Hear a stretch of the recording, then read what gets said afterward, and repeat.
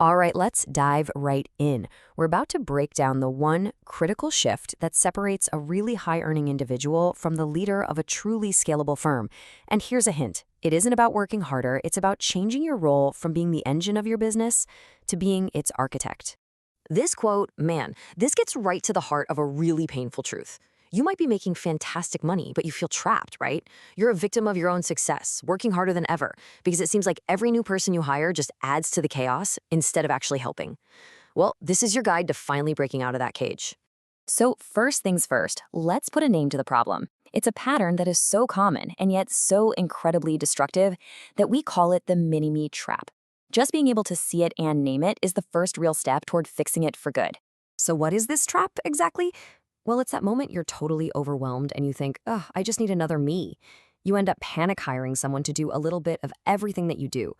But here's the thing, it's not about hiring bad people, it's about a flawed system. You're hiring to fix your own stress, which is a short-term fix, not to build the firm's long-term structure. And this lays out the difference perfectly. On the left side, you've got overlap. This is where everyone's kind of stepping on each other's toes, nobody's quite sure who owns what, and you, the leader, are still the ultimate bottleneck. But on the right, you've got leverage. Here, each and every role has a distinct purpose, tasks are delegated cleanly, and the business itself, the platform, can finally start to execute on its own. All this chaos, it has a very real cost. We call it the fragility tax.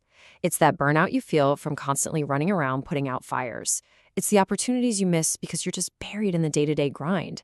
And here's the scariest part. It means if you get sick or just want to take a vacation, the entire business grinds to a halt. You've become the single point of failure. Okay, so how do we fix this? It's going to require a fundamental shift in how you think about hiring and really your role as a leader. It's a move away from labor and toward a system. This right here is the pivot. You have to stop thinking, I need to hire someone to help me, and start thinking, the business needs to hire a role to execute a specific function. You see the difference? You're not just hiring another pair of hands for yourself. You're hiring a critical component for the firm's execution engine. And that brings us to the blueprint for that engine. This is the master tool for systemic execution, something we call the ghost org chart. Now, this is where we kind of flip conventional wisdom on its head. See, most leaders hire reactively. They hire based on today's budget, today's problems. This principle demands that you become proactive. You have to architect the firm for where it's going, not just for where it is right now. So, what is a ghost org chart? The best way to think about it is like an architectural blueprint for your business. You're not just drawing boxes and plugging in the names of your current employees. No, you are mapping out the ideal, absolutely necessary functions the business needs to operate like a well-oiled machine, completely independent of any one person's personality, including your own. And look, these functions aren't some big secret. Every single durable advisory firm is built on these same core roles. You need someone managing admin, someone running operations, someone generating leads, and a really clear hierarchy for the advisory work. This is the structure that creates real, tangible, sellable value. Now this is probably the most powerful instruction in this entire explainer, so listen close. Start by being brutally honest with yourself. Right now, your name is in almost every single one of those boxes, isn't it? Your real job as the leader is to make yourself redundant, one function at a time.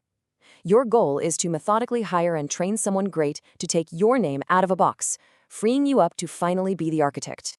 Okay, enough theory. Let's make this real. Let's operationalize it. This isn't just an idea. It's a concrete plan you can start working on literally today. It's a simple 3-step exercise. First, you're going to map out that ideal future state. That's your ghost org chart. Second, be brutally honest about who owns each function right now. Write your name down as many times as you have to. And third, and this is the magic part, identify your point of maximum leverage. Which one hire would give you back the most time and energy?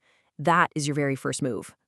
And here it is. This is the exact tool you're going to use. Just look at the columns. What's the required function? Who does it report to? Who owns it now? Yep, probably you, the leader. And who is the target owner in 3 years? This simple table, this is your roadmap from chaos to clarity. Now, as you work through this, remember, specificity is your best friend. Don't just write down assistant. No, write transaction admin. Don't think about fancy titles. Think about the specific outcomes that role is 100% responsible for producing. This is how you ensure every single hire has a crystal clear purpose and a measurable definition of success. All right, let's wrap this up with a direct challenge. I want you to take a hard, objective look at your business right now and honestly answer these 3 critical questions. First up, the absence test.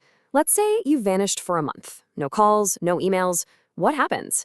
Does the business keep humming along because you've built a real platform with clear owners for each function? Or does everything grind to a halt because your name is still secretly in every single box on that org chart? Next up, the autonomy check. Look at your team.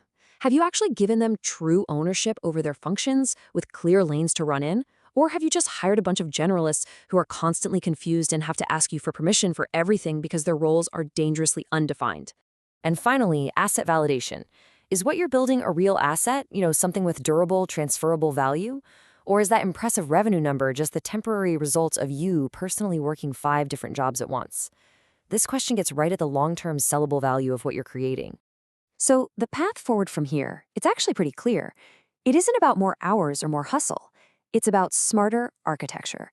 Map the functions your business truly needs, systematically fire yourself from those roles by hiring amazing people to own them. And when you do that, you will finally build a platform that can scale far beyond you.